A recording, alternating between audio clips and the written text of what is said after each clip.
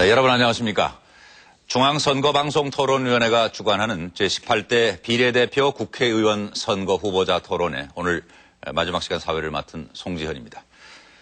오늘 토론회는 경제, 복지 분야 정책을 중심으로 2시간 동안 KBS와 MBC를 통해 전국의 생방송으로 진행하겠습니다.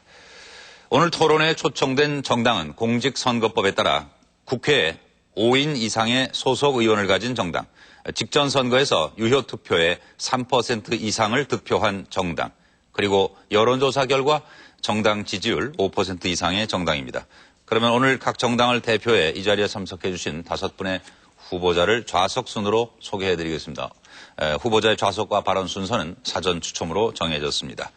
먼저 통합민주당 최영희 후보입니다. 안녕하십니까. 다음 한나라당 나성린 후보입니다. 안녕하십니까. 네, 이어서 자유선진당 김용구 후보입니다. 반갑습니다. 다음 민주노동당 이정희 후보입니다. 안녕하십니까. 다음 창조한국당 이용경 후보입니다. 안녕하십니까. 네, 여러분 반갑습니다. 어서 들어오십시오. 오늘 토론은 물가 안정 대책과 비정규직 문제, 그리고 국민연금 개선 방안에 관한 주제를 갖고 심도 있게 토론하겠습니다. 토론 의제는 사전에 학계 및 시민단체 등의 다양한 의견을 수렴한 후 국민 여론조사 결과를 바탕으로 중앙선거방송토론위원회의 의결을 거쳐 최종 확정됐습니다. 오늘 토론의 진행 방식은 각 후보자가 먼저 기조연설을 하고 후보자 간의 자유토론식으로 진행을 하겠습니다. 후보자들께서는 토론회의 원활한 진행을 위해서 발언 시간을 잘 지켜주시기 바랍니다. 또 상대 후보에 대한 인신공격이나 비방하는 발언은 절대 삼가해 주시고, 만일 위법 발언이라고 판단되는 때에는 사회자가 적극 제지하도록 하겠습니다. 그럼 먼저 기조연설로 오늘의 토론회를 시작하겠습니다. 시간은 1분씩이고요.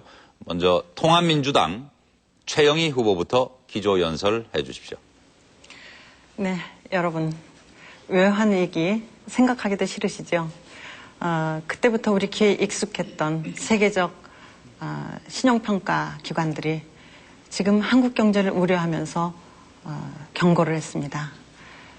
강만수 재정기획부 장관의 기획재정부 장관이죠. 강만수 기획재정부 장관의 인위적인 그 환율 띄우기와 그리고 금리 개입에 대한 경고를 한 것입니다. 그런데도 이명박 정부는 물가 폭등은 던져두고 성장 지표에만 매달리고 있습니다. 남북관계 악화와 강만수 장관이 혹시라도 국가 신용등급의 하락에 빌미를 주지 않을지 걱정입니다. 그가 외환위기 당시에 담당 차관이었다는 것은 우리 국민들을 훨씬 더 불안하게 만들고 있습니다. 통합민주당이 국민들의 불안을 해결하겠습니다. 국민 여러분, 통합민주당에 힘을 실어주십시오. 고맙습니다. 네, 다음은 한나라당 나성린 후보의 기조연설입니다. 네, 안녕하십니까. 국민 여러분. 저희 한나라당은 모든 국민이 더불어 잘 사는 사회, 특히 서민 빈곤층이 안심하고 살 수 있는 사회를 만들려는 꿈을 가지고 있습니다. 이를 위해서는 경제를 활성화하고 일자리를 많이 창출해야 됩니다. 그러나 불행히도 최근 대외적인 경제 여건의 악화로 인해서 우리나라 경제가 좋지 않습니다. 아마 다른 당이 집권했다면 상황이 더 악화됐을 것입니다. 그러나 저희 한나라당은 경제 안정과 더불어서 경제를 활성화할 수 있는 많은 좋은 대책들을 가지고 있습니다. 뿐만 아니라 서민 빈곤층 또 중소상공인을 위한 많은 좋은 대책들을 가지고 있습니다. 이런 대책들을 차질 없이 진행하기 위해서는 이번 4구 총선에서 우리 한나라당이 과반수 의석을 차지하는 것이 매우 중요합니다. 지난번 정부 조직 개편에서 보셨듯이 아무리 좋은 정책도 여소야대해서는 제대로 추진할 수가 없습니다. 이를 할 수 있는 여건, 경제를 활성화할 수 있는 여건을 만들어주시기 바랍니다. 국민 여러분의 지원을 부탁드립니다. 감사합니다. 네, 계속해서 자유선진당 김용구 후보 1분간의 기조연설입니다. 존경하는 국민 여러분, 기본 3번 자유선진당 비례대표 김용구입니다. 오늘의 토론 주제인 물가 안정, 비정규직, 국민연금 문제는 중소기업과 직결되는 사안입니다. 저는 3년 동안 300만 중소기업의 대표단체인 중소기업 중앙회 회장직을 맡은 바 있습니다. 때문에 저는 중소기업의 문제점과 어려움을 잘 알고 있습니다. 작은 기업들이 살아나야 안정된 재원을 마련하고 그럼으로써 물가 안정이나 비정규직 같은 문제도 실마리를 풀 수 있다고 생각합니다. 자유선진당 이해창 총재께서 저를 중소기업 직능대표로 영입한 것은 바로 우리 경제의 근간인 중소기업을 적극적으로 돕겠다는 의지의 표현입니다. 기호 3번 자유선진당 기억해 주십시오. 감사합니다. 계속해서 민주노동당 이정희 후보 기조연설해 주십시오. 존경하는 국민 여러분, 지난주에 서울시청 앞에서 대학생들 7천여 명이 모인 일이 있었습니다. 대학 등록금 1,000만 원 내려고 피까지 팔아서 등록금 마련한다는 겁니다. 정부가 책임지고 등록금 150만 원 만들어달라는 게 학생들 얘기입니다. 하지만 정부가 여기에 대해서 한 일은 14,000명 전경 보내고 백골단 체포조 보낸 것밖에 없습니다. 옛말에 거지가 와도 적선은 못해도 쪽박은 깨지 말라고 했습니다. 법적으로 말하면 정치적 민주적 권리는 누구도 침해할 수 없다는 겁니다. 하지만 정부는 지금 떼거지법이니 시위를 엄단하겠다니 하고 있습니다. 민주주의의 후퇴입니다. 독재시대로 돌아간 것 같습니다. 정부와 한나라당의 독주를 막을 힘있는 견제 세력이 필요합니다. 힘있는 견제 세력, 그리고 진짜 야당, 실력 있고 책임 있는 진보 세력이 필요합니다. 민주노동당이 해낼 수 있습니다. 민주노동당이 서민을 지키겠습니다. 젊은이들을 지키겠습니다. 지켜봐 주십시오. 고맙습니다. 네, 기조연설 끝으로 창조한국당 이용경 후보 1분간 해주시기 바랍니다. 존경하는 국민 여러분, 안녕하십니까. 사람 중심 진짜 경제, 문국현과 함께하는 기호 5번 창조한국당의 비례대표 이용경입니다. 민생 파탄, 환경 제한을 불러오는 경부대원화를 반드시 저지하기 위하여 저희 창조한국당은 그 어느 정당보다도 앞서서 뛰고 있습니다. 국민 여러분, 요즘 참 살기 힘드시죠? 물가는 오르고 취업은 안 되고 또 나이가 들면 앞으로 어떻게 살아야 할지 암담한 현실입니다. 여러분께 창조한국당은 이 어려운 현실을 함께 헤쳐나가겠다는 약속을 가지고 이 자리에 나왔습니다. 국민 여러분, 안정이냐 견제냐가 아니고 어떻게 국민들의 아픔을 덜어드릴까 걱정하는 사람 중심 진짜 경제를 이뤄낼 정책 정당 기호 5번 창조한국당을 기억하시고 이번 정당 투표에 꼭 소중한 한 표를 던져주십시오. 감사합니다. 네, 먼저 5분의 기조연설을 일단 들었고요. 본격적인 토론으로 이제 들어가도록 하겠습니다. 토론의 규칙은 후보자들께서 1분씩 6번의 발언 기회를 갖게 되십니다. 또 1분의 발언 시간이 짧다라고 생각되시면 2분까지 발언하실 수 있는데 이때에는 2번을 발언하신 것으로 간주되겠습니다. 2분 발언 시에는 일단 발언 시작 50초 정도에서 사회자에게 신호를 보내주시고 신호가 없는 경우에는 발언 도중에 사회자가 확인을 하도록 하겠습니다. 지금 앞쪽 무대를 보시면 각 후보자의 성명과 자녀 발언 횟수를 나타내는 숫자가 적혀 있으니까 확인하시면서 토론에 임해 주십시오. 먼저 물가 안정 대책에 대해서 좀 토론을 진행하도록 하겠습니다. 알고 계신 대로 최근 이 국제 원유 및 원자재 가격이 대폭 오르면서 소비자 물가가 급상승하고 있지요. 수입 물가도 10년 만에 최고치를 기록하면서 일부에서는 생필품 사재기 현상까지 나타나고 있습니다. 우리 모두가 이 물가 잡기 지혜를 모아야 할 때라고 생각이 드는데 각 당의 물가 안정 대책에 대해서 지금부터 활발하게 토론해 주시기 바랍니다. 추첨순에 의해서 한나라당 나성린 후보부터 발언 시작해 주시죠. 네, 안녕하십니까. 최근 물가가 많이 올라서 걱정입니다. 물가가 오르게 되면은 서민 빈곤층의 그 실질 소득이 내려가기 때문에 삶이 굉장히 어렵게 됩니다. 그래서 저희 한나라당과 정부는 물가 안정 대책과 경제 활성화 대책 사이에서 많은 고민을 하고 있습니다. 최근에 그 물가가 오른 요인이 외부적 요인이 강합니다. 그래서 이제 좀 어려운데요. 수입 원자재가가 인상된다든지 농수산 물가가 인상된다든지 또 달러 환율 인상도 상당히 문제가 되고 있습니다. 그래서 이 외부적인 요인에 대해서는 참 정부가 어떻게 할 방법이 그렇게 많지는 않습니다. 그러나 저희 한나라당은 최선을 다해서 수입품에 대한 할당 관세를 인하하고 또 비축물자를 방출하고 환율 인상 억제 노력을 하고 있습니다. 그리고 내부적으로 또 여러 가지 사재기 같은 것도 있기 때문에 그것을 좀 단속하고 있고 공공요금을 지금 동결하고 있습니다. 52개 생필품에 대해서 물가가 지나치게 인상되지 않도록 또 노력하고 있습니다. 네. 다음 물가 안정 대책에 대한 어떤 분이 발언하시겠습니다. 민주노동당 이정희 후보 말씀해 주십시오. 한나라당에서 물가 안정 시키려고 환율 인상 억제 대책 쓰고 계시다고 하셨습니다. 그런데 정말 환율 인상 억제 대책 쓰고 계시다는 게 맞는지 의심스럽습니다. 제가 신문에 보니까 무디스라는 신용평가 기관에서 강만수 기획재정부 장관이 환율을 올려서 물가를 폭등시키고 있다. 이렇게 아주 명시적으로 비판을 했습니다. 실제로 유류세 10% 낮췄다고 하지만 환율 올라가니까 일주일 만에 오히려 값이 더 올랐다는 게 지금 증명된 겁니다.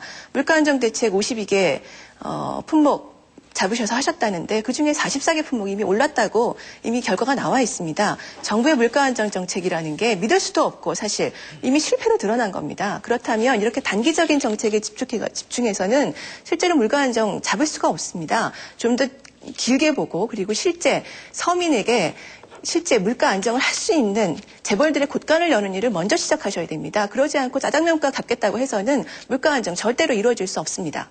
네, 다음 통합민주당의 최영희 후보. 네, 말씀하십시오. 우선 저는 강만수 경제팀이 대단히 우려됩니다.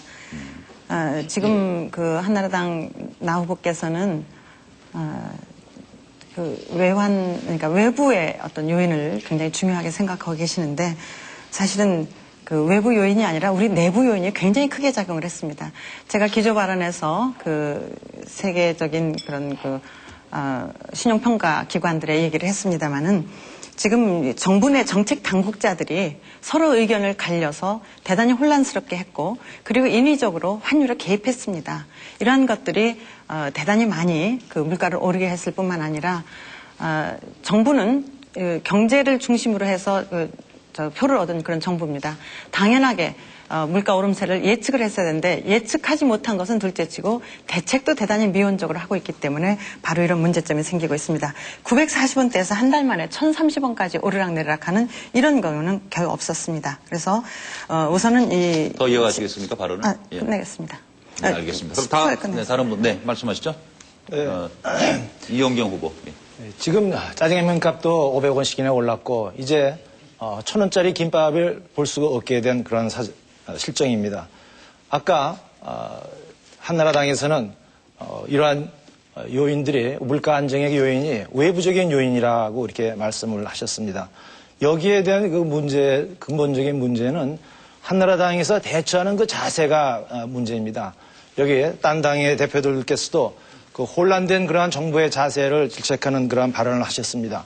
여기 또 하나 제가 더하고 싶은 것은 공정거래위원회에서 지금 시작하고 있는 이러한 규제 완화, 이러한 것들이 과연 시장 질서를 유지하는데 얼마나 도움이 될까. 이 물가 안정에는 심리적인 요인도 중요한 역할을 합니다. 여기에서 시장의 경쟁을 강화해야 될 텐데 오히려 규제를 완화해가지고 재벌들 위주의 경제정책을 펴는 것이 문제라고 봅니다. 지금 자유선진당 김용구 후보도 네, 말씀하시죠. 예.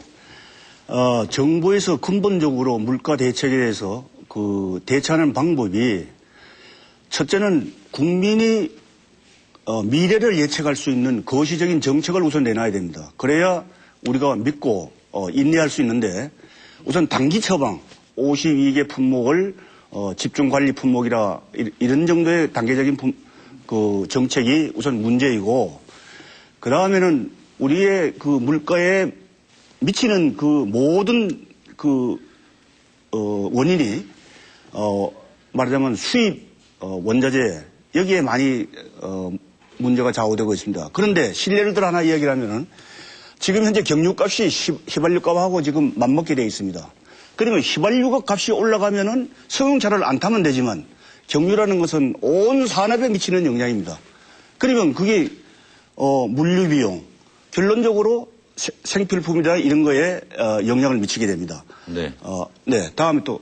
네. 다음에 이어가시도록 하고요. 한나라당. 네, 제가 좀. 예, 나성민 후보가 여러 가지 정부 경제 정책에 대한 지적에 대해서 답변을 좀 해주시죠. 네. 저희 한나라당은 물가 폭등의 원인을 잘 알고 있습니다. 그리고 장단기 대책을 지금 취하고 있습니다. 일부 후보님께서 이미 실패했다고 그러는데 이미 시작한 지가 얼마 안 됐는데 실패했다고 이야기할 수 있겠죠. 지금 외부적인 요인이 강합니다. 제가 아까 말씀드렸다시피 환율이 인상됨으로 해서 수입 원자재 가격이 오르니까 전체적인 물가가 오르는 경향이 강합니다. 그래서 저희가 그 환율이 이제 너무 급등해서 그런데 저희가 아무런 대책을 취하고 있지는 않은 건 아니에요. 가능하면 환율은 위안시장에서 이제 시장의 원리에서 해결되는 게 좋지만 너무 급등했었기 때문에 정부가 외환보유고를 조금 풀어서 개입을 했습니다. 그런 것도 있고 유류세 인하했죠. 유류세 인하가 이제 달러 환율이나 또 외국에서 이제 원유 가격이 오르니까 또 할 수 없이 올랐습니다. 그렇지만 정부가 아마 유류세 인하를 안 했으면 더 올랐을 것입니다. 그래서 그만큼 노력을 하고 있고요. 생필품 같은 것은 네. 물론 이제 단기적인 억제책으로 이게 잡히진 않겠죠. 그렇지만 우선 서민 빈곤층이 워낙 힘드니까 정부가 단기적으로 고액주책으로 일단 52개 품목에 대해서 물가 통제를 하기로 했습니다. 그렇지만 이것은 단기적인 정책입니다. 장기적으로는 어차피 이게 공급이 늘어나고 수요가 줄어드는 게 이제 물가가 내려가는 측경이겠죠. 그리고 강만수 경제팀에 대해서 많이 걱정을 하시는데 지금 정부가 경제 활성화와 물가 안정대책 사이에서 상당히 고민을 하고 있습니다. 그래서 지금 보통 때 같으면 아마 경제 활성화를 위해서 금리를 낮췄을 것입니다. 그렇지만 물가를 위해서 금리를 지금 동결하고 있습니다. 그래서 저희가 그런 위험성을 잘 알고 있기 때문에 다양한 대책을 강구하고 있습니다. 국민 여러분께서는 너무 걱정하지 않으셔도 될 것입니다. 네, 좀 시간이 남았는데 그냥 마치시겠습니까? 네. 네, 말씀하시죠. 최영희 후보.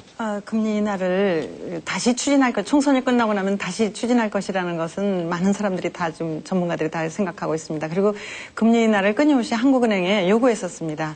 그렇기 때문에 지금 강만수 장관 그 경제팀에 대해서 우려하지 않을 수가 없다는 것입니다. 내수보다는 수출 대기업에 의존하는 그런 성장률 추구, 그 성장 지표에 지금 매달리고 있는 것이 아닌가. 이런 것들이 지금 결국은 대기업 중심으로 하고 서민 경제를 굉장히 어렵게 만드는 그런 과정으로 가고 있다는 것입니다. 그래서 지금이라도 고환율 정책을 포기하고 안정적인 환율 정책으로 신속하게 전환해야 되는데 무디스나 또 S&P 같은 데서 그 문제를 제기한 것에 대해서 그 경제팀이 일축하고 있다는 것입니다. 이것이 바로 우리들이 굉장히 좀 고민하고 있고 걱정하고 있는 것입니다. 그래서 정부 스스로가 또 대통령도 강만수 경제팀에서 어떻게 할 것인지 이걸 결정해야 된다고 봅니다. 대통령은 앞에서 관치금융 타파 주장하고 장 차관은 작전 세력 운운하면서 시장 개입을 해서 환율을 끌어올리려고 하고 있는 것이 현실입니다. 예. 다른 분, 네. 민주노동당, 이정희 후보 말씀하시죠. 네.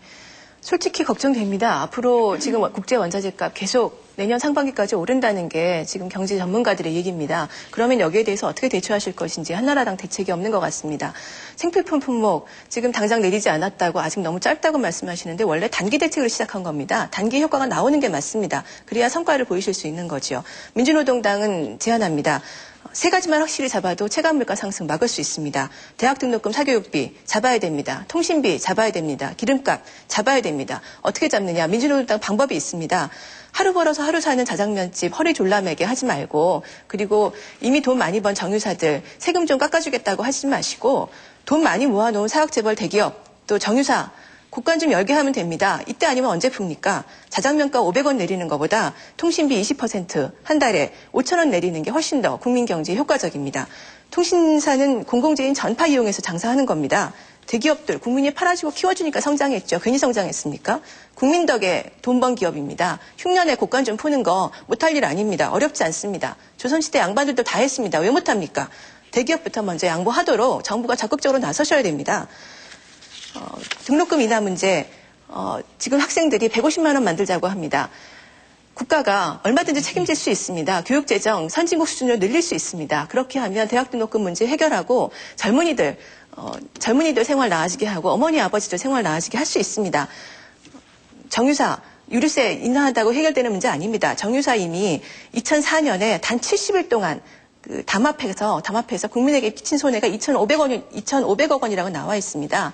담합으로 소비자에게 끼친 손해는 가격 인하로 그대로 갚아주는 게 도리입니다. 순리입니다.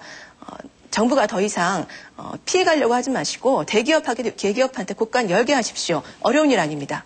네, 지금 창조한국당 이영경 후보가 먼저 발언 신청하셔서 하신 후에 자유선진당 기회 드리겠습니다. 말씀하시죠. 네, 아까 한나라당에서 말씀하실 때 아직도 성장이냐 안정이냐 고민을 하신다는 말씀을 듣고 좀 걱정이 돼서 말씀을 드립니다. 이거는 고민할 차제가 아니라고 봅니다. 물가 안정이 우선이라고 봅니다. 우선 서민들의 아픔을 덜어주고 그 다음에 외부적인 그러한 사안이 좀 개선이 됐을 때 그때 성장을 추구를 하셔야지 지금 아직 고민을 하고 있다는 말씀을 듣고 저는 심히 걱정스럽습니다. 그리고 성장 위주의 수출을 빌미로 해서 성장을 하겠다. 그러기 위해서 환율을 높게 잡아야 되겠다. 참 걱정스럽습니다. 지금은 우리나라의 제품이 싸다고 팔리는 시대는 지났습니다. 삼성이나 LG의 그 휴대폰이나 냉장고 혹은 TV들이 팔리는 것은 외국에서도 명품으로 고부가를 창출하면서 팔리는 것입니다. 환율을 조정해가지고 성장을 하겠다는 이러한 발상을 버렸으면 합니다. 네, 다음 자유선진당 김영구 후보 신청하시죠. 네, 모든 공산품의 가격에 영향을 미치는 것은 이 석유류 원유입니다. 근데 작년에 우리나라의 정유회사가 최대의 호황을 누렸다고 합니다. 그러면 예를 들어서 이야기를 하면 지금 아스팔트 플라스틱 원료 경우에는 대기업에서 생산하는 원료를 사다가 제품을 만드는데 대기업에서는 원유가 올라가면은 금방 원가에 반영을 시킵니다. 그러나 그 제품을 사다 쓰는 제조업체들은 원가에 반영이 되지 않고 있습니다. 특히 예를 들어 얘기하면 지금 아스팔트 가격 같은 경우에도 높은 올라간 가격의 원료를 사다 쓰는데 심지어는 정부 조달 물자까지 이거를 인정을 안 해주니까 지금 현재 납품을 거부하는 이런 사태까지 이르는 겁니다. 그러니까 정부에서 원인이 뭔가를 원인 처방을 우선 근본적으로 해결을 하고 단기적인 정책도 같이 병행해야 된다고 생각합니다. 네, 다음 통합민주당 최영희 후보 발언하시죠. 네, 우선 그 서민층에게 우리 과거 참여정부에게 그 한나라당은 세금 폭탄을 퍼부었다고 비판을 했었습니다. 그런데 지금 우리 MB 물가가 얼마나 올라갔는지 잘 아실 겁니다. 6.2%가 올라갔습니다. 작년 대비. 중산층 서민에게 그 세금 폭탄이 아니라 물가 폭탄을 안겨주고 있습니다. 1%에게 했던 그 세금 폭탄과 비교가 안 됩니다. 이명박 대통령이 가격을 집중 관리하기로 한 52개 품목, 이게 3월에 특히 값이 많이 상승을 했습니다. 결국 뒷북 행정 사례로 보이고요. 그 다음에 입시학원이나 이런 데 학원비에 5% 3% 올라가는 것이 문제가 아니라 새로운 사설 학원, 새로운 그 교육비를 이제 투자해야 되는 그런 것들이 대단히 문제입니다. 우선 영어 광풍이 아니라 영어 토네이도를 끌어들여서 3월에 이미 영어 해외 연수 신청이 마감돼 버렸을 정도입니다. 이렇게 된다는 것을 재정경제부 공무원이나 이명박 대통령이 모르지 않았을 겁니다. 결국 이런 식으로 물가 잡히지 않는다는 거 다 알고 있는데 물가가 올라서 총선에 악영향을 미칠 것 같으니까 일단 땜질 처방을 한 것이다 라고 생각할 수밖에 없습니다. 네, 끝내시겠습니까? 나선일 후보 이제 답변하시죠. 네, 네 분이 다 공격을 하시니까 제가 시간을 좀 쓸 수밖에 없네요. 우선 그 강만수 장관에 대해서 많이 걱정을 하시는데 경제정책은 강만수 장관 혼자 사는 게 아닙니다. 청와대도 있고 또 한국은행도 있습니다. 그래서 금리 같은 것은 기본적으로 검토위원회에서 결정하는 겁니다. 그래서 강만수 장관이 물론 자기 의견을 이야기할 수는 있겠죠. 그렇지만 강만수 장관 의견대로 되는 것은 아닙니다. 그래서 너무 걱정하실 필요 없고요. 성장 위주의 정책을 편다 그러는데 저희 한나라당은 무조건적인 성장 위주의 정책을 펴지 않습니다. 경제를 활성화하고 물론 성장 잠재력을 높이려고 하고는 있지만 인위적인 성장 경기 부양 정책을 절대 펴지 않습니다. 물론 지금 이제 경제 상황이 안 좋으면 뭐 정부 지출을 늘린다든지 또 금리를 대폭 낮춘다든지 해서 아마 경기 부양책을 쓸 수 있을 것입니다. 그렇지만 저희는 그렇게 하지 않기로 했습니다. 물가 안정을 위해서 그렇게 하지 않기로 했습니다. 그래서 걱정하실 필요 없고요. 어떤 분은 또 고환율 정책을 쓴다고 그러는데 저희는 고환율 정책을 쓰지 않습니다. 최근에 외부 여건으로 해서 환율이 너무 폭등했습니다. 그래서 제가 아까 말씀드렸다시피 환율은 기본적으로 외환시장에서 시장 원리에 의해서 결정되는 게 맞습니다. 그렇지만 최근에 너무 폭등을 했기 때문에 정부가 조금 개입을 한 것입니다.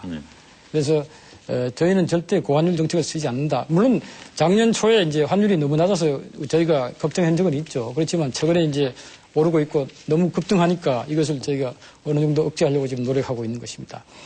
물가 폭탄 이런 이야기를 하시는데 정부가 일부러 물가를 올리겠습니까? 그건 제가 아까 말씀드렸다시피 여부적인 요인에 의해서 이게 올라가는 경향이 많습니다. 그래서 정부가 최대한대로 지금 노력하고 있습니다. 여부적인 요인은 이제 할당 관세를 낮춘다든지 또 비축물자를 푼다든지 해서 노력하고 있고요. 환율 인상 억제도 노력하고 있고 내부적인 요인에 대해서는 저희가 어떤 사재기 단속 같은 거 많이 하고 있고 또 공공요금 동결도 지금 하고 있습니다. 통신비 등록금 유류값이나 뭐 해라고 하고 있는데 많이 노력하고 있습니다. 그렇지만 이것을 너무 인위적으로 하고 있지 않습니다. 저희는 가능하면 시장 원리에 따라서 하려고 노력하고 있습니다. 네. 또 다른 질문 있으면 창조한국당 이용경 후보 네. 지금 대답에 대해서 어떤 의견이신가요? 네, 제가 아까 시장 질서에 대한 말씀을 한번 드린 바가 있습니다. 이러한 그 물가 상승 요인이 있으면은 대기업과 중소기업 관계에 있어서 대기업들은 보통 이러한 물가 요인을 중소기업에다가 전가시키고 하청업자에다 전가시켜서 중소기업, 중소상공인들을 울리고 있습니다. 또한 시장에서도 우리가 소비값이 오르고 비료값이 오르면 이러한 부담을 떠안는 사람들은 주로 농촌입니다. 이러한 상황에서 시장에서의 경쟁, 활발한 경쟁, 그리고 공정거래위원회에서의 시장 관리가 대기업 위주의 이러한 시장 관리가 되어서는 절대로 이러한 어려움을 극복해 나갈 수가 없습니다. 지금 외부 요인을 탓하지만 우리 내부에서도 정부의 정책이 대기업보다는 중소기업으로 그리고 좀 더 농촌을 위한 이러한 시책을 갖고 나와야지 이러한 극복을 국민 전체가 화합해서 극복해 나갈 수 있겠다고 봅니다. 예, 시간이 여유가 있으신데 더 쓰시지 않겠습니까? 예, 그러면 민주노당 이정희 후보 원하셨죠?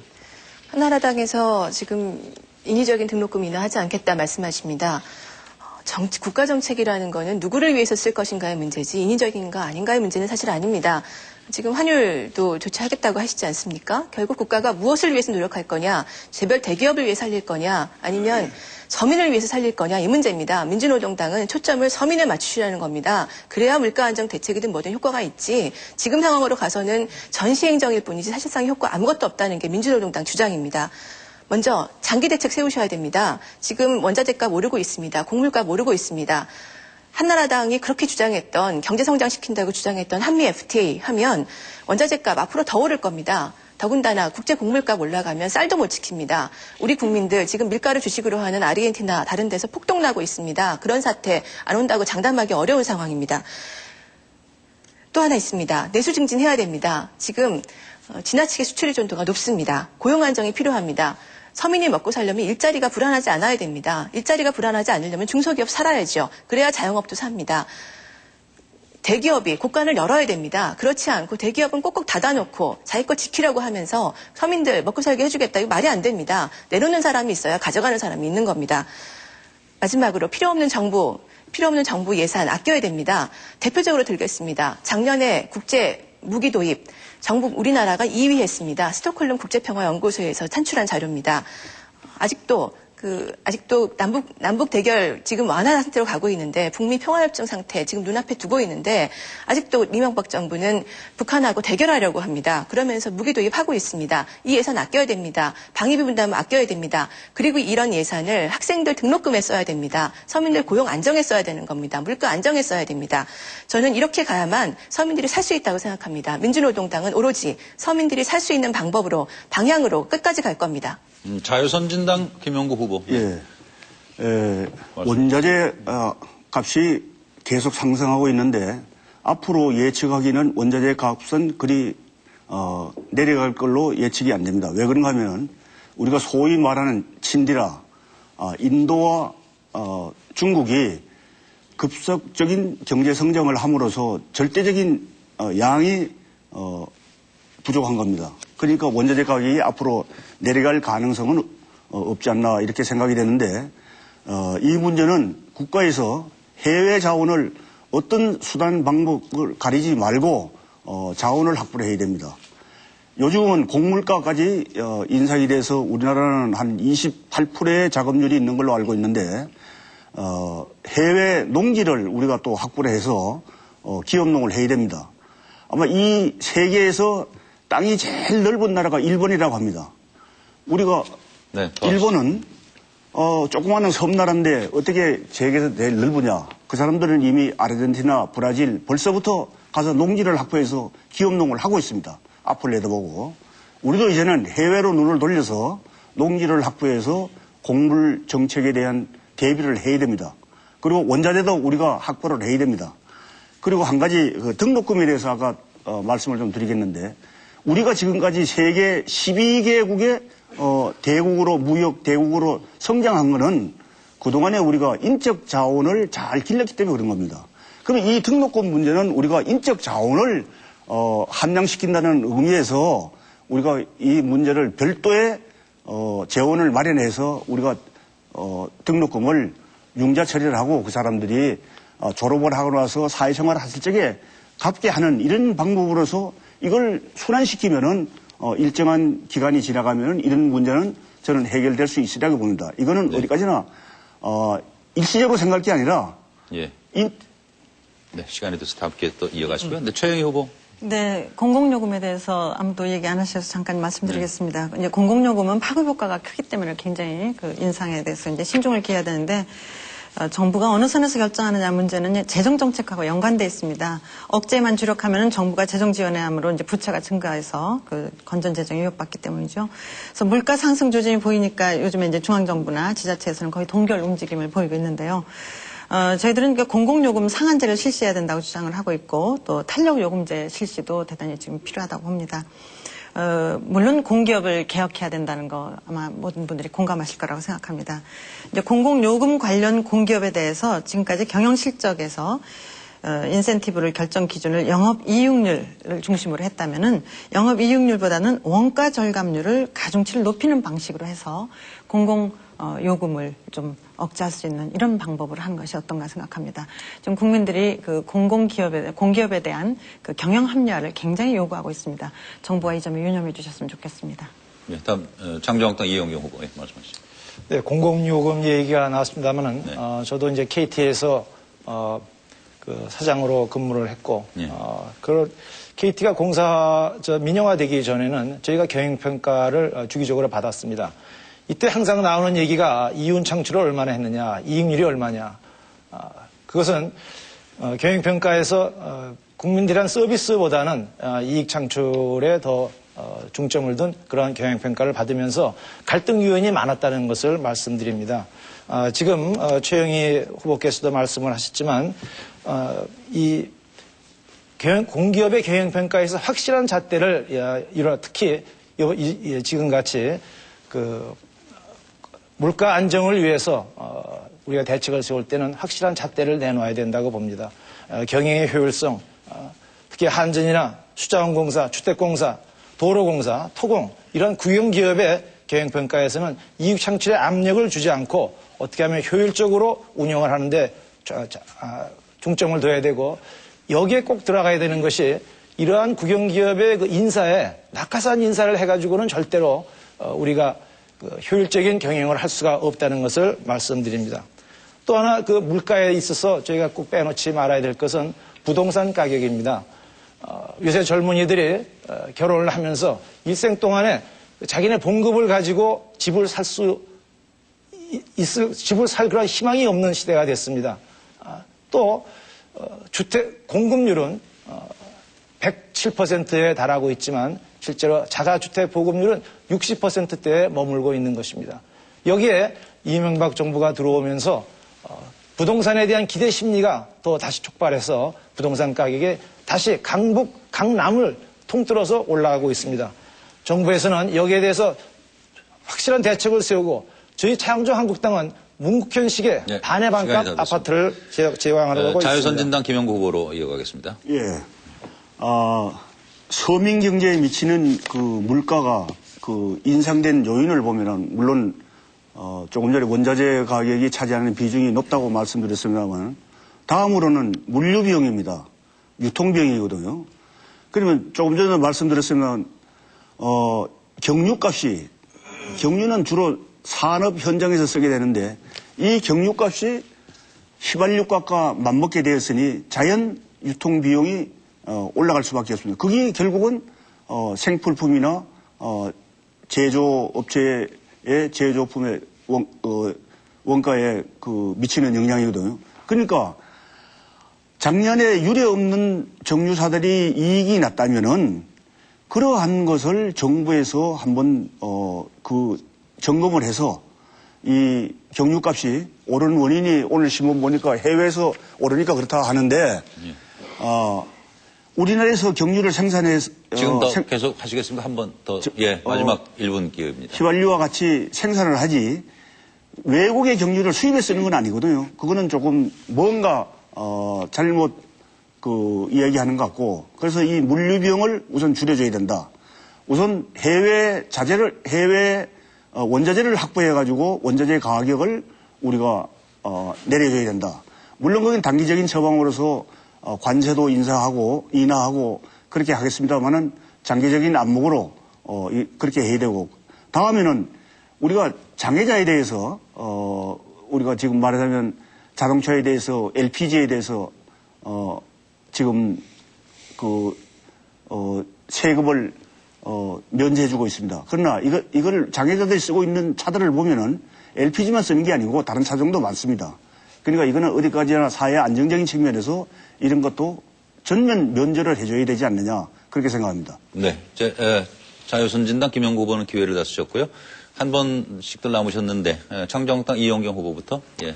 네, 말씀해 주십시오. 식품 가격이 올라가면서 저희가 상당히 당황하고 있습니다.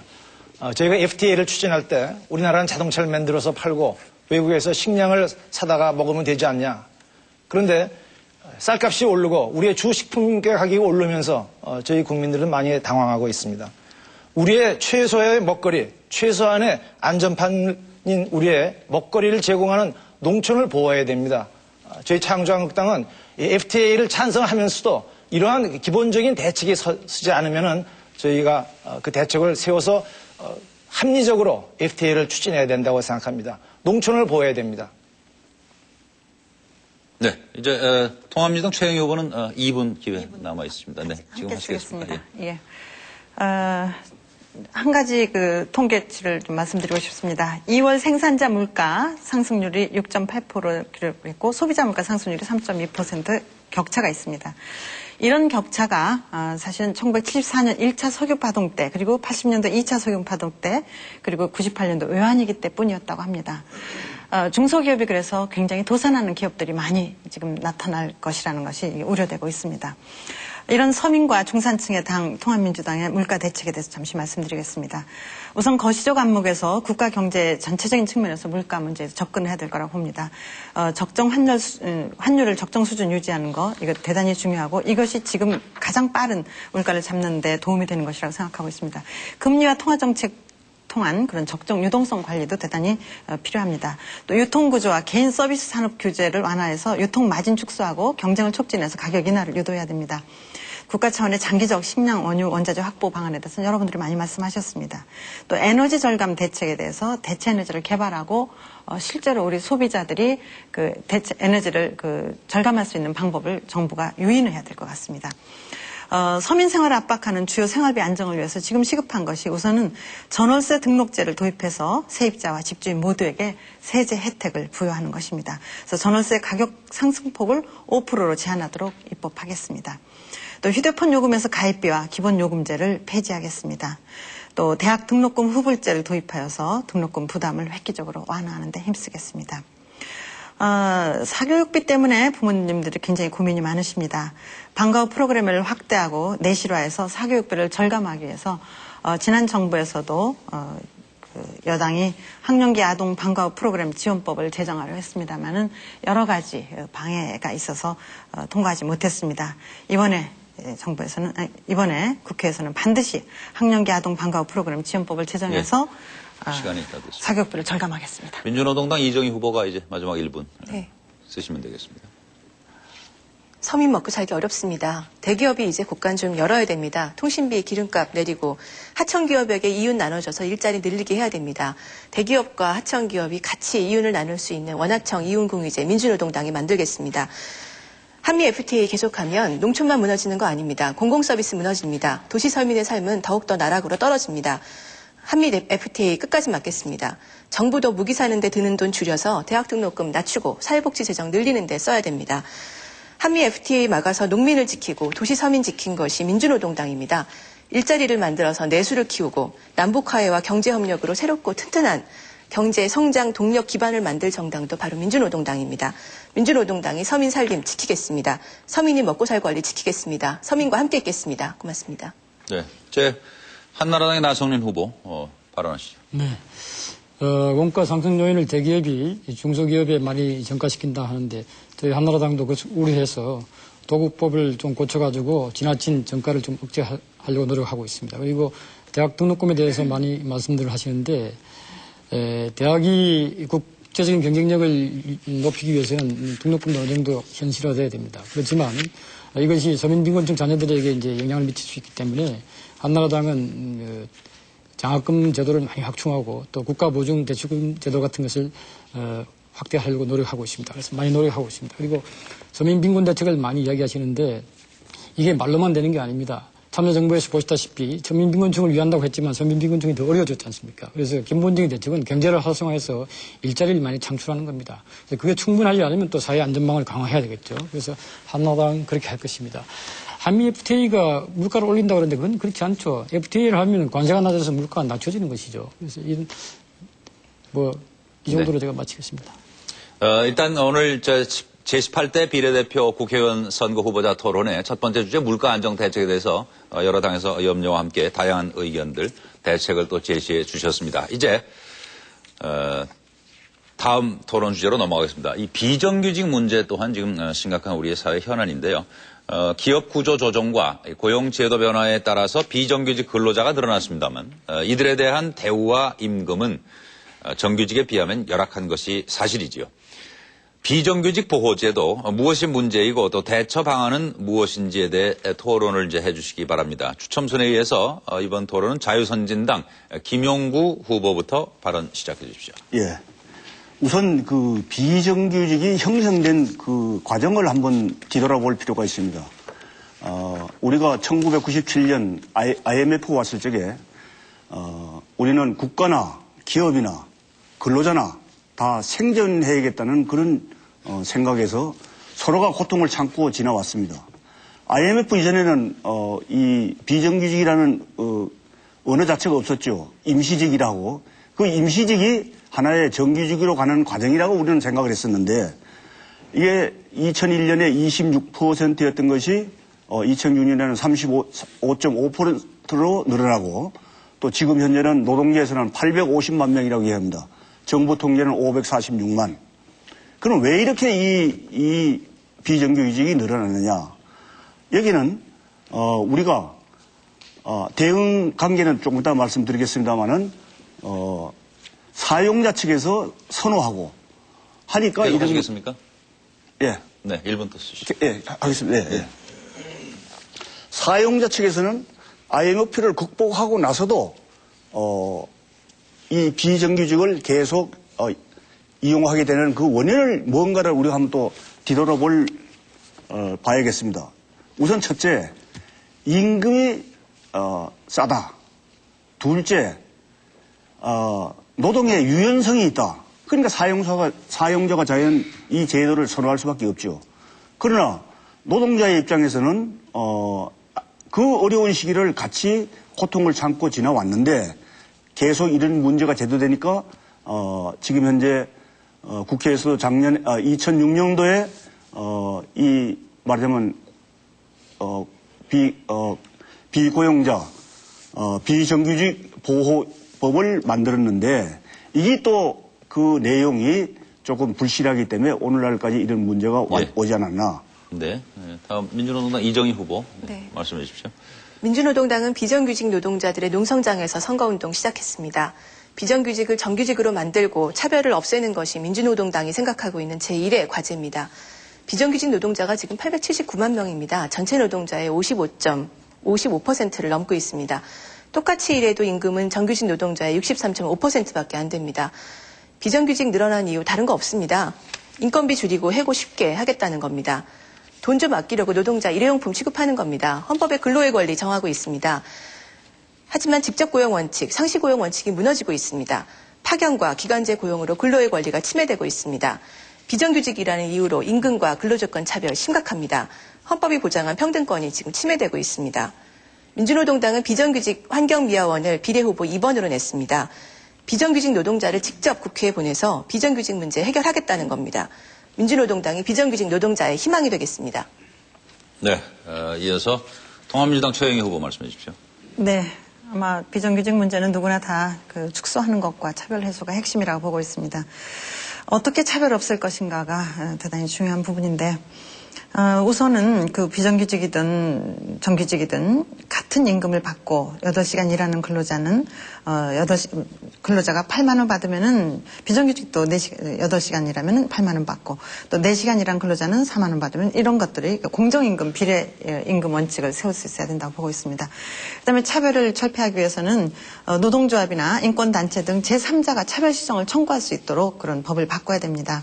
2006년도에 비정규직 보호법에 비정규직이 차별을 호소하는 것, 즉 차별 시정 청구권을 본인에게만 신청할 수 있도록 했습니다. 이건 기업주 단체하고 한나라당이 끝까지 고집한 결과인데 결국 비정규직이 자기 문제를 해결하려고 노력하면은 결국 해고당할 수밖에 없습니다. 어떻게 이 문제를 호소할 수가 있겠습니까? 그래서 민주당은 본인 또는 본인을 대리하는 노조나 인권단체들이 차별 시정 청구권을 확대해서 그런 그 차별시정 제도를 또 확대하겠습니다. 강화하겠습니다. 알겠습니다. 창조한국당 이용경 후보 비정규직 문제에 대해 어떤 대책을 가지고 계신지요?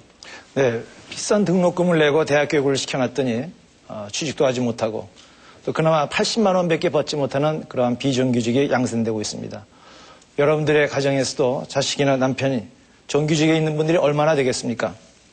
대한민국의 비정규직이 850만이라고 하는데 이것은 전체 근로자의 아까는 딴 통계도 있었습니다만 3분의 1에 해당한다고 봅니다. 미국의 4%에 대해서는 엄청나게 높은 상황입니다. 저희 문국현과 함께하는 창조한국당은 850만의 비정규직을 반으로 축소하고 같은 직장에서 같은 종류의 일을 하면 같은 봉급을 받아야 된다는 이러한 평범한 진리를 저희 창조한국당의 주장입니다. 어떤 일자리가 2년 동안 유지됐다면 그 일자리는 2년이 지나고도 필요한 것으로 보고 그 자리에서 일어나는 비정규직을 정규직으로 전환해야 된다는 것입니다. 근로자를 하나의 숫자로 보는 소모품이 아니라 사람 중심의 일자리를 만들어야 한다는 것이죠. 그래야만 대량 해고, 대량 고용의 이러한 악순환을 막을 수가 있습니다. 사실 노동계와 기업계가 모두 반대한 그러한 그 대량 해고 사태를 몰고 온 비정규직 법을 이 자리에 있는 한나라당과 그 당시에 우리 당이 통과시켜서 비정규직법 실행 이후에 비정규직을 보호한다는 법을 실행한 후에 비정규직이 더 양산된 이러한 사태가 되었습니다. 제대로 된 비정규직으로 개정해서 비정규직을 보호해야 되겠습니다. 문국현과 함께하는 창조한국당은 이러한 일을 위해서 더욱더 노력할 것입니다. 네, 시간이 조금 여유가 있으신데 다 마치셨습니까? 네. 그러면 다음 한나라당의 나선인 후보 비정규직 문제에서 어떤 대책을 가지고 계십니까? 저희 한나라당은 비정규직의 문제점에 대해서 잘 알고 있습니다. 네. 차별받고 있고 경우에 따라서 그리고 고용 불안 문제를 느끼고 있고 하는 걸 다 알고 있습니다. 문제는 이 문제를 어떻게 효과적으로 해결하는가 하는 것이죠. 지금 민주노동당에서 이제 강제적으로 비정규직을 정규직으로 이렇게 고치는 어떤 안을 마련하겠다 그랬는데 이게 강제적으로 되는 게 아니거든요. 비정규직을 고용하는 이유가 다 있는 것입니다. 기업들이 치열한 국제 경쟁에 놓여 있기 때문에 지금 우리나라 모든 그 생산 단가가 높습니다. 그래서 그것을 어느 정도 이제 만회하기 위해서 이제 비정규직을 고용하는 그런 불가피한 경우가 있는 것이죠. 그렇지만 저희는 하여튼 이 비정규직이 문제가 심각하다는 걸 알기 때문에 이걸 어떻게 하든지 지금 고치려고 하고 있습니다. 그런데 작년에 통과된 그 비정규직 보호법 이게 지금 문제가 많습니다. 오히려 실업을 양산하는 경향이 있어요. 그리고 어떤 비정규직에 근무하는 분들은 정규직 전환보다는 일자리를 계속 유지하는 데 더 관심이 있습니다. 그래서 이러한 것들에 대해서 저희가 많은 생각을 하고 있는데 제가 나중에 시간 나면 또 공부하겠습니다. 네, 알겠습니다. 지금 통합민주당의 최영희 후보께서 좀 답변을 해 주시겠습니까? 창조한국당 이용경 후보가 비정규직 보호법 통과에 대한 책임 문제를 좀 거론하셨는데. 사실 이 비정규직법이라는 것이 당시에 이제 모든 사람들이 반대를 하고 또 어려웠었지만은 당시에는 이것이 어쨌든 그 축소를 할 수 있도록 하고 되도록이면 정규직으로 이동을 할 수 있는 그 최선의 방법이었고 또 기존에 있는 사람들을 어떻게든지 정규직으로 갈 수 있도록 하고 또 기간을 2년 정도 길게 해서 2년 동안 근무한 사람들은 정규직으로 갈 수 있도록 하는 이런 정책을 갖고 그런 입법 취지를 갖고 했었습니다. 그러나 결국 지금 와서 보면은 그 사내 하청으로 돌린다든지 어쨌든 그런 도급으로 형식으로 해서 굉장히 지금 편법으로 많이 활용을 하고 있습니다. 그래서 이런 것들에 대한 것들을 강화할 필요가 있다고 봅니다. 2분 쓰겠습니다. 그렇지만 이제 비정규직의 그 규모나 이런 것이 그 꼭지점을 돌아서 그 감소 추세에 있는 것이 사실입니다. 06년도부터 그 비정규직 증가 추세가 정체됐고 지난해부터는 본격적인 감소 추세가 조금 시작됐습니다. 그래서 비정규직 법 정착이 대단히 중요하다고 보는데 법을 보완하는 것은 있지만은 그래서 비정규직법을 이제 다시 하겠다 하면서 사실상 비정규직을 확대하는 입법을 추진하는 것이 가장 우려됩니다. 그래서 차별 시정을 위한 본격적인 노력이 필요한데요.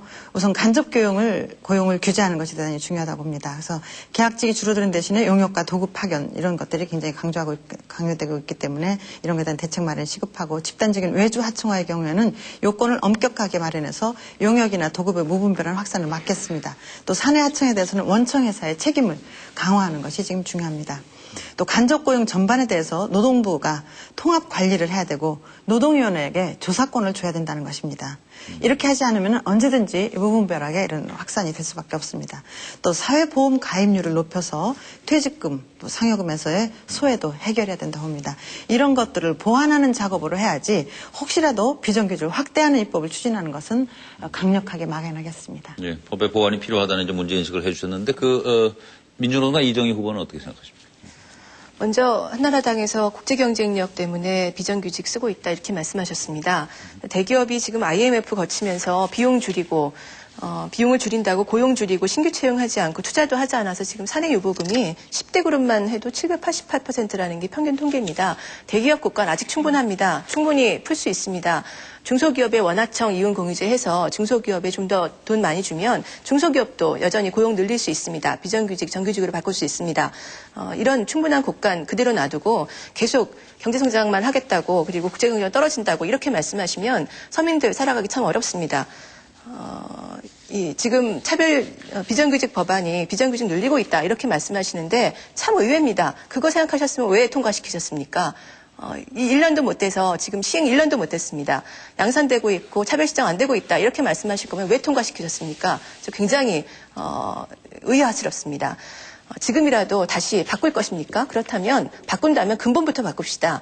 지금 민주당에서 차별 시정 청구권 넓히겠다 이렇게 말씀하셨습니다. 그거 가지고 바꿀 수 있겠습니까? 안 됩니다. 차별 시정 청구권 물론 바꿔야 됩니다. 하지만 지금 가장 큰 문제는 파견법 자체가 중간 착취라는 겁니다. 그래서 심지어 노동위원회 아무리 권한 줘봐도 뭐합니까? 코스콘 비정규직 노조 협상해봐도 안 되니까 사용자하고 진전이 없어서 노동위원회에 가지고 갔습니다. 그랬더니 노동위원회가 다른 사용자하고 해라. 이 사용자는 적법한 사용자 아니다. 이렇게 행정지도 했습니다. 하지만 법원이 나중에 뭐라고 했습니까? 코스콘 비정규직 노조의 사용자 맞다. 이렇게 했습니다. 결국 그렇게 됐는데 지금 이명박 정부 출범 이후에 제일 먼저 한 일이 그겁니다. 코스콘 비정규직 노조 천막 철거했습니다. 몰아냈습니다. 이러고 어떻게 비정규직 보호를 말할 수 있습니까? 하나라도 먼저 해결하십시오. 그리고 나서 법 개정 얘기합시다. 네, 이 문제 지적에 대한 답변은 조금 이따 듣도록 하고요. 한나라당 나성인 후보. 일단 창조한국당 이용경 후보가 좀 받아서. 네, 비정규직 보호 이렇게 얘기를 하는데 이거는 비정규직 자체를 인정하고 나가는 겁니다. 저희 창조한국당, 문국현과 함께하는 창조한국당은 비정규직 자체를 없애자는 것입니다. 모두 다 정규직화하자는 것입니다. 그래서 비정규직 보호보다는 비정규직을 없애는 그러한 방안을 강구하자. 우리나라의 근로자의 88%를 중소기업이 고용하고 있습니다. 그리고 우리나라 기업체의 99%가 중소기업입니다. 이러한 우리나라 근로자들 대부분을 고용하는 중소기업을 육성하고 중소상공인들이 마음 놓고 활동할 수 있게 함으로써 저희 창조한국당은 이러한 것을 해결해 나갈 수 있다고 봅니다. 또한 고부가 같이 선진국형 산업으로 전환을 해서 사람에게 투자를 하자. 그래서 품질을 높이고 세계 경쟁력을 높여서 우리의 상품이 해외에서 더 잘 팔리게 하자는 것이 저희의 입장입니다.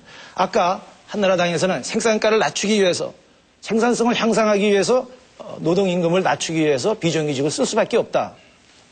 이러한 것은 참으로 단순한 그러한 접근 방법이라고 봅니다. 노사관계 패러다임을 분배 중심에서 인적자원 개발 중심으로 전환해야 됩니다. 능력 개발을 통한 비정규직의 정규직화를 추진하는 데 있어서 문국현과 함께하는 창조한국당이 이것을 할 수가 있습니다. 하나 예를 들겠습니다. 저희 문국현 대표는 유한 킴벌레이에 있을 때 우리가 보통 쓰는 3조 3교대를 4조 2교대로 바꾸었습니다. 이것이 특히 IMF 시대였습니다. 그렇게 함으로써 직원을 하나도 해고시키지 아니하고 이 모든 사람들에게 교육과 휴식의 기회를 줌으로써 IMF를 멋지게 극복할 수 있었습니다. 계속해서 평생 학습을 하고 그다음에 휴식을 줌으로써 좀 더 창의적으로 일할 수 있는 방법을 강구하게 하고 네, 또한 휴식을 통하여서 네. 산재를 줄여나갔습니다. 다음 기회를 이용해 주시고요. 자유선진당 김영국 후보님 예, 예. 비정규직 문제에 대해서 조금 네. 구체적으로 말씀해 주시죠. 비정규직이 늘어나는 것을 바라는 사람은 아무도 없습니다. 또 비정규직이 정규직화 되어야죠.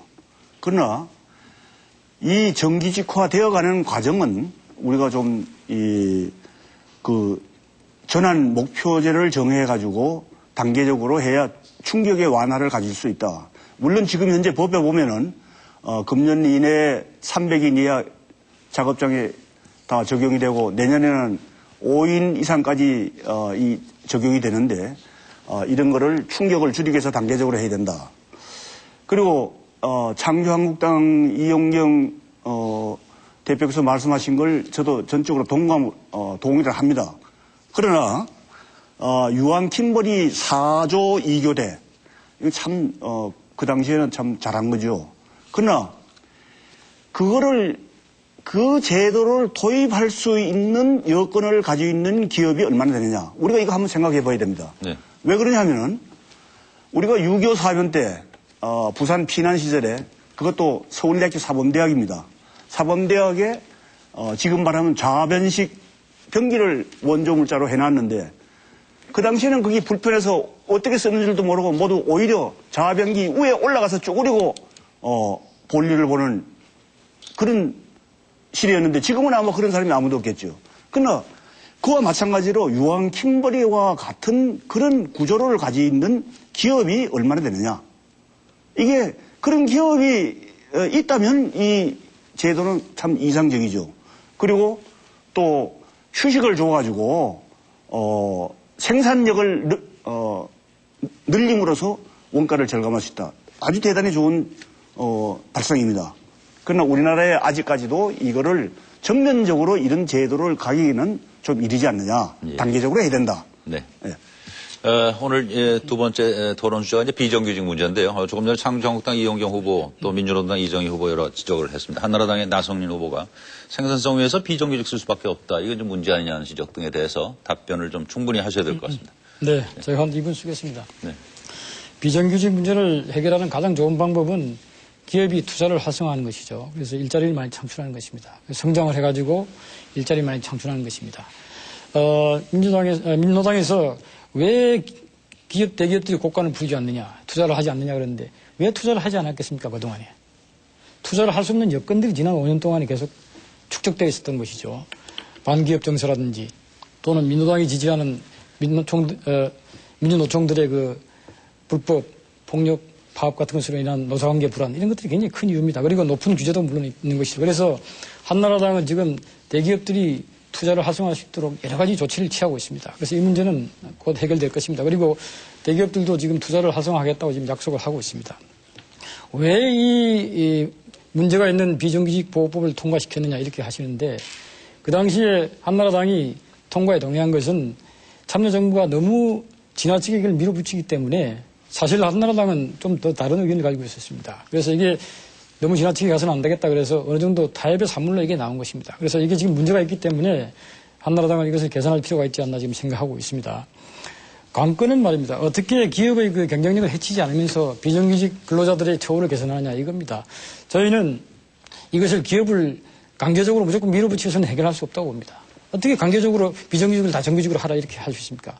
비정규직을 쓰는 데는 이유가 있었는데. 그래서 저희는 가능하면 기업들한테 인센티브를 줘가지고 정규직화하도록 하고 또 비정규직의 처우 개선을 위해서 노력하려고 합니다. 인센티브 같은 건 이런 것이죠. 기업들이 정규직을 채용할 때 정규직 인건비 증가액의 5% 정도를 세액 공제해 주는 것 이런 방법들입니다. 그래서 이런 어떤 시장 친화적인 방법을 통해서 얼마든지 할 수 있다. 그다음에 이제 그 직업 능력 개발 비정규직의 직업 능력 개발을 통해서 이분들이 다른 정규직으로 올라갈 수 있도록 도와주고 이런 것들이 저희 한나라당이 추진할 것들입니다. 네. 지금 여러분이 손을 드셨는데요.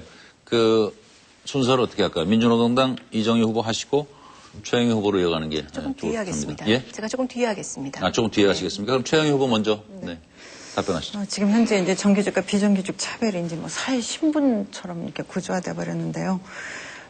이런 것들이 이제 솔직히 인정합니다. 민주정부 10년이 그 관치, 정경유착, 또 불법 경영 이런 것들은 좀 바로 잡았지만은 취약계층의 문제나 양극화 문제에 대해서는 제때 제대로 된 대책을 내놓지 못했다는 것을 솔직하게 인정을 합니다.